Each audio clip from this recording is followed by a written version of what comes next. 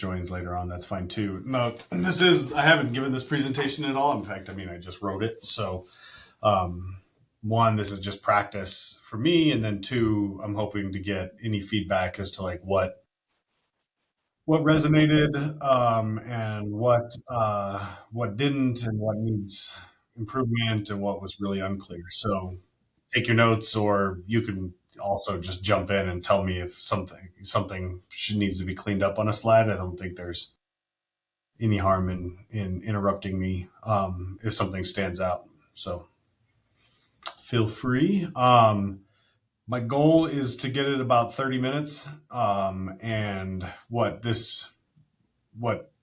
we'll do with this is, or what I'm thinking we'll do with this is, next take it to our consulting experts and do a presentation for them, where we record that one for use on the web or whatever later.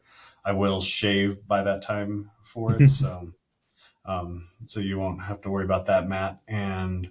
Um, and then when we have sales calls or lawyers, law firms that are interested in possibly working with us, we could, one, either share a recording, or two, redo this. I could do this presentation for them easily, via webinar or something like that. So hopefully it's something that we get really good and fine tuned and are able to use a lot to drive some more business in. All right. Anything before I start? Anybody got anything they want to add? I think just thank you for doing this. I think it's a great idea between you and Matt to get this thing going and get some content that we can use for all sorts of things. Yeah, I think it'll be good. I'm excited for it. Also, the slides aren't very high quality yet. I did a quick copy and paste of my text into the slides. They'll need to be cleaned up, but hopefully someone behind me will help me make those a little nicer looking. All right. So what I'm thinking of starting with. So what are we at? We're at almost 14 minutes and when we start. So what I'm thinking about doing here is starting off by like trying to place these. This is tailored to lawyers. I'm going to start off by trying to place them with their case. So the narrative I've written out is going to start with, thanks for joining us. I'm really happy to have the chance to talk to you all today and hopefully go over some of your specific cases or your experiences around complicated brain questions and brain injury in your cases.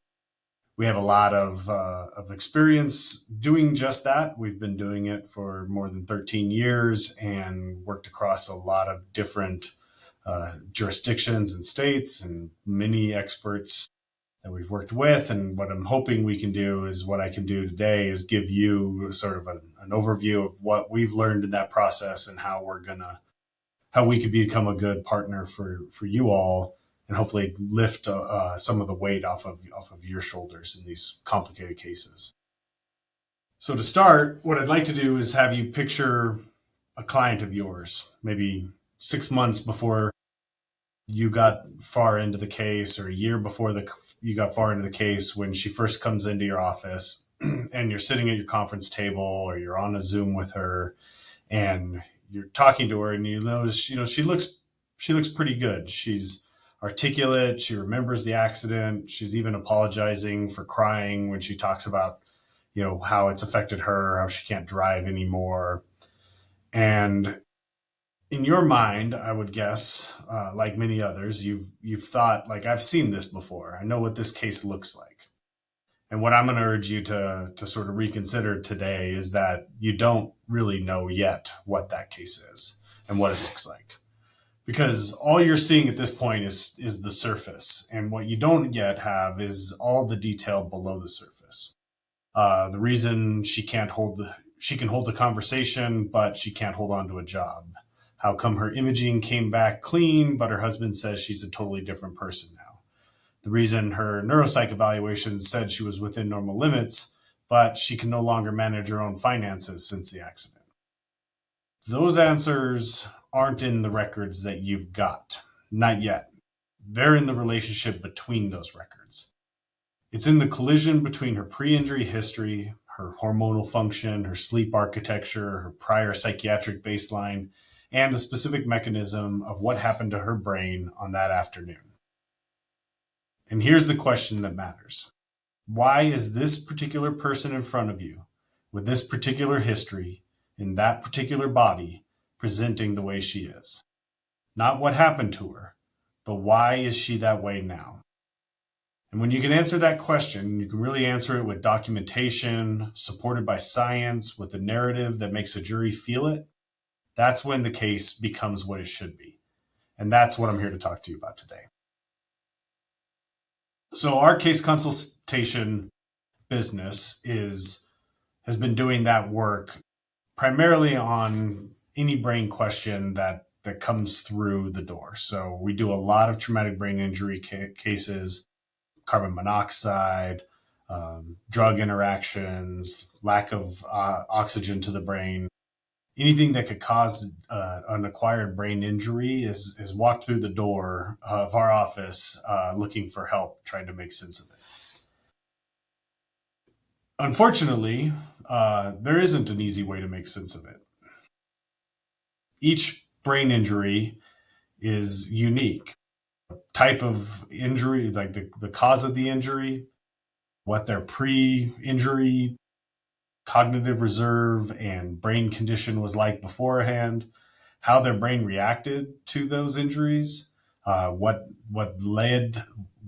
secondary cascade of new injury developed after that initial insult, what their behavioral and emotional and psychiatric changes developed as they tried to get used to their new brain, and how their age and their job and everything else in their life comes into contact with that. So you can have two clients, each with identical MRI scans and completely different symptomology. One could be doing quite well and the other could be devastated. And you can have identical symptoms, but two completely different parts of the brain that show up on testing. And so what I want to try to urge today is that, what may have worked for you last time, whether it's the expert or the testing protocol or the narrative, may or may not fit the case. And so how are you, able to take the experience of what worked previously and apply it to the next case that could be completely different?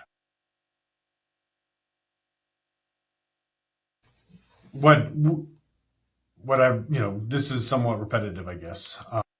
Maybe this slide isn't necessary, because what I'm trying to build toward is saying how you could develop the team in your office that does this and handles all of these cases and be able to adapt to the unique aspects of every case, and build up a trove of information around brain injury and the different experts that you may need to call on to do the testing, to speak to the results, to integrate it with the additional tests, data, or records that you have in place, and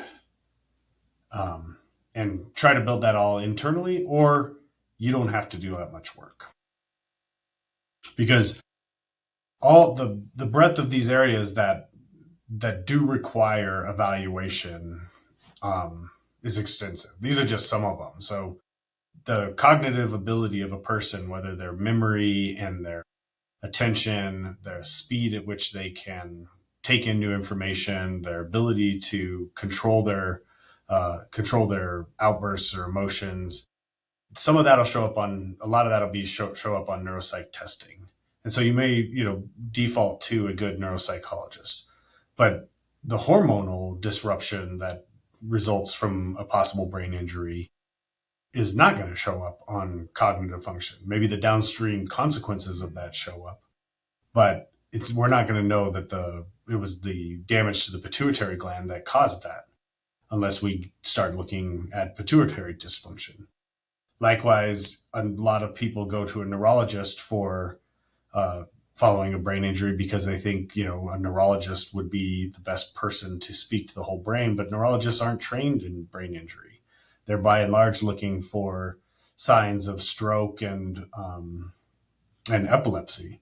And so if they apply a standard neurological exam, a lot of brain injured people are going to show up within normal limits. That being said, a lot of folks with brain injuries do have physical manifestations of the injury, from seizures to headaches, and a neurologist may be involved if it's those types of questions.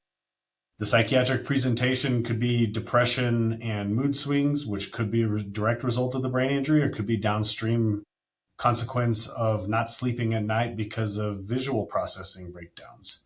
So sniffing out what type of psychiatric disruption is, what the genesis of that is, going to be really important as well. And then how do you mark all of this down in a way that can be explained to a jury, whether it's imaging or functional testing capacity, or how do you get information from the records in front of the jury in a way that's meaningful? You're going to need someone who can pull all that together and comprehensively. So, like I said, doing all of that work on every single case would be exhausting and ineffective for cost wise. So trying to know which ones you should key in on and which parts of those evaluations aren't as likely to be in play is going to take a really organized and structured analytical process, I think. And you could build all that out. You could, and maybe you have, or you could work with us and look at us as, the ones that can take that load off of you, and make it a little easier for you to focus on your actual legal jobs. So how do we do that? We work as a single point of contact around a flexible process that looks for the injury that person is experiencing or has experienced.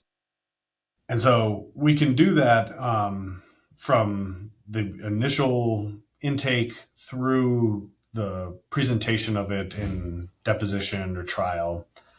We can do each of these components separately, where we come in for just support on one particular aspect if you already have the others covered.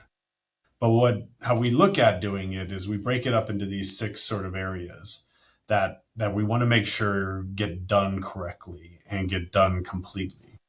So identifying all of the records that do exist, so you know exactly what this case has in it from the get-go. If there is good neuropsych data, we may not need to collect a new neuropsych. If there's great findings on imaging, you might not need another scan. You might still want one to see if they've developed further, but you might not need it. You want to have the right people speaking to the analysis and the findings that were there, and you want the right person to then bring it all together in a way that finds the convergent validity between the different results and can explain that to the jury or the adjuster in a way that's going to be meaningful.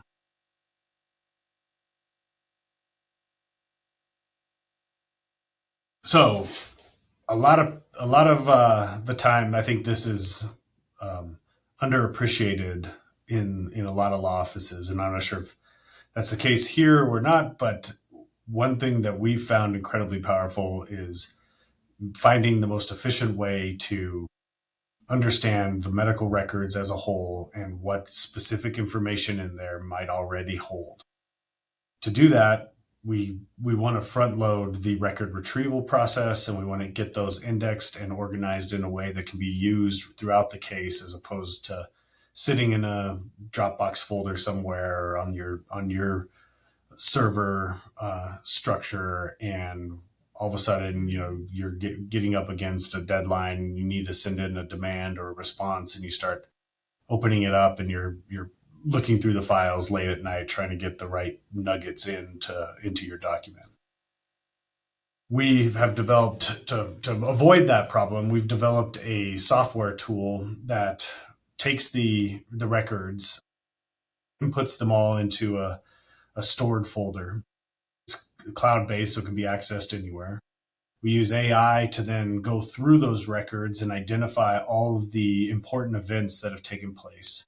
But then we have a human who's trained and an expert in going through these records and making sure that the right information was pulled out and that gaps didn't get uh, overlooked or missed in that process. And what that gives us is then a fully automated system for the lawyer to jump in and say, and one, understand the case, two, step away from it for a long period of time, and three, jump back in at any time and get familiarized with it and able to use it at that point for what they need. It also can be used across experts, across the entire legal team. So it's something that we've built to make the records less of a burden and much more of a benefit for the case itself. This becomes really important in brain injury because, as I was saying, there's so many different ways that brain injury can manifest itself that you might not know when you're first going through the records what is important and what isn't important. And so when you find out later on, like, oh, maybe their physical symptoms really did start when at the beginning of this case, and we thought it was all related to the spinal injury that they also suffered in this accident, but their tightness in their neck and the consequent lack of sleep that they were getting might also have had some neurological component to it. Well, you don't want it to go back in and go through 3,000 pages of documents to re-find all that information or go through and try to even pull up the Bates numbered page where you had this before. We've got it organized in a way in which you can pop up the actual record itself immediately based on these flagged events. I think on this page we should probably have some images of case review. So then once we've got the records that are already exist organized and we understand them and can come back to them at any point, the next part of the process is to fill in what gaps exist. So a lot of times people get treated in an emergency room or an urgent care, and obviously the biggest concern is there anything life-threatening going on following this accident, and how do we get them home? So long manifesting brain injuries get ignored or don't even get evaluated at that stage. So it's not uncommon for a test to come back that maybe we would have liked to have been done at that initial intake point, but it wasn't pertinent. A lot of times imaging is a good example of this. A person will come in from a car accident. They'll get a CT ordered just to make sure that their brain isn't hemorrhaging and that there's nothing life-threatening going on. It'll be fine within normal limits, and they'll go out the door. And when 6 months, 12 months later, they walk into your office and you see that they had a normal CT, you might say, well, all right, we're going to focus on the back injury component of this accident. There isn't anything going on with their head. But if they've got other symptoms and if they've had a impact from this car accident that's flagging other indicators of a brain injury, it might actually be really beneficial to get more imaging collected and see what more sensitive data analysis might show. So our process is at this stage then to collect all the data that the experts would want to review in order to understand what's going on with this person.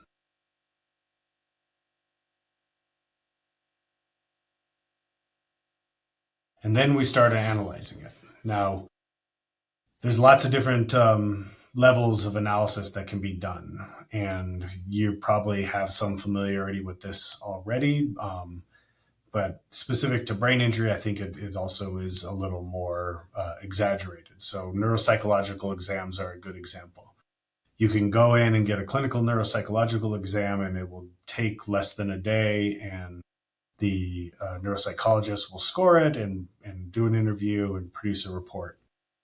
That's designed to identify where that person's cognitive breakdown point is, and whether that is normal or if it's abnormal, what parts of the brain were susceptible to breaking down at an abnormal.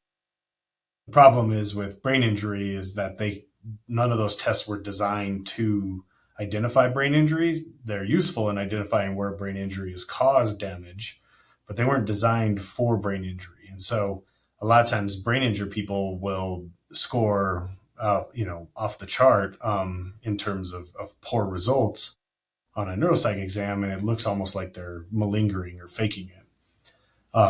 So to do a true valid forensic neuropsych exam for a TBI patient requires a lot more time and a lot more patience on the part of the examiner to make sure that the effort and the ability of the examinee isn't compromised and they're giving valid results, not out of their intention to mislead, but just because they break down so fast. Add in, a pituitary damage and their energy levels are so low, could be so low that it would really disrupt the ability of those results. Same with imaging. Like I said, you could get a CT and it could be normal. You could get a clinical MRI, and likewise, that could be easily read within normal limits. It's something like 85 to 95% of mild TBI patients who get an MRI have no visual findings on a standard clinical MRI. So what we do is look to make sure that the most sensitive data analysis is being applied to the case. If we're going to send someone for a neuropsych, we want to make sure that the neuropsychologist is applying a forensic battery. If we're going to send them for imaging, we want to make sure that advanced quantitative analysis of the gray matter and the white matter is being done appropriately, and that the results are going to be most useful or most sensitive to what we're looking for. And then we need to bring it all together. So if we're taking a series of different tests and we've done an intake interview and we've got pre-existing records, then what does it all mean together? Because in the best case scenario, you've got enough evidence that you could cherry pick the results from the different reports into a demand letter and settle your case. But if it's complicated, if it's a more complicated presentation, if the person has a more complicated history, a lot of these different reports sound like they're saying different things. And so taking the plain language from your client's symptoms and matching that to what's written in their records, and bringing in the support from imaging findings and a neurologist's report or a psychiatric evaluation really becomes an important part of the full picture here. And what we try to do is make sure that when we have an expert who's going to evaluate everything and has familiarity with brain injury and these different testing methodologies, that they've got everything they need at their disposal to pull it all together effectively.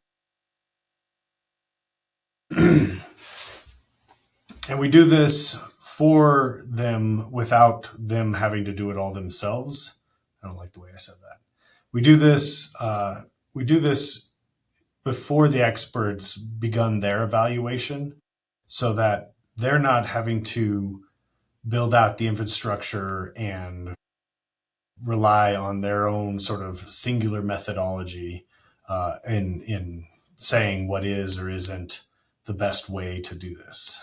They get the case file and it's already organized. They're able to then review and validate the findings and do it in a way that doesn't create a black box of decision making on their end that we're all supposed to just trust. Because that becomes really important when later on you're getting challenges, admissibility challenges, or they're trying to strike an expert altogether. And what we want to do is structure this in as supported or as reliable of a method as possible. So when we get to that phase, they may disagree with the expert's final opinion. I mean, they certainly are going to find another expert who they'll pay to argue with us, or with the expert who's testifying. But what we don't want is to not be able to answer the question of whether these test results, these records, whether the information that that expert was relying on was reliable. And so to do that, we can structure this in a way in which it's not just the expert saying, yeah, trust me, or I'm the expert, you got to believe me.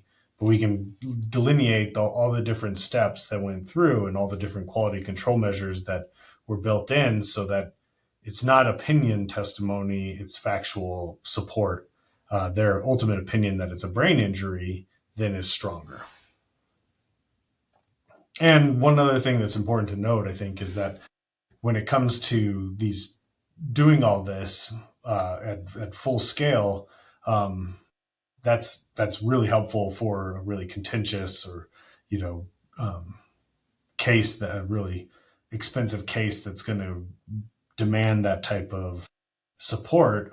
We can scale this back as much as need be, for smaller cases, so that if it is just the intake component and making sure that the records that you have are presented in a demand letter, they get the same level of care and treatment before, so that you feel confident and you're able to put that in your demand letter, knowing that should someone push back on it, you can answer that question. So we do this. We've been doing this for more than 13 years, and have heard lots of different reasons why the process doesn't fit or is difficult for you all to justify going through. And sometimes it is that the case just doesn't support collecting imaging. The policy limits are too small, or the time to collect all this is over. We don't have enough window to notice new experts, and what can we do?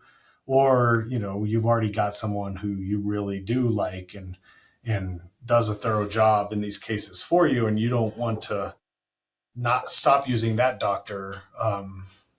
If in your cases you just want to supplement it with more information, perhaps. And each of these are areas in which we're happy to work. So if it's a smaller case that doesn't justify spending a lot of money investigating the brain injury, that's completely reasonable. We're not looking to sell you something you don't need to buy. We're happy to work with you on just making sure that you're not missing things in the records that you already have. And if we have to do it with limited information because we don't have enough time to collect new data or notice a new expert, we'll work with you on identifying what potential gaps could be filled, even at that late. And we're very used to, or are comfortable with, working with experts you're already working with or have on your team to just get them more information and make them feel better prepared for doing their role in the case as well.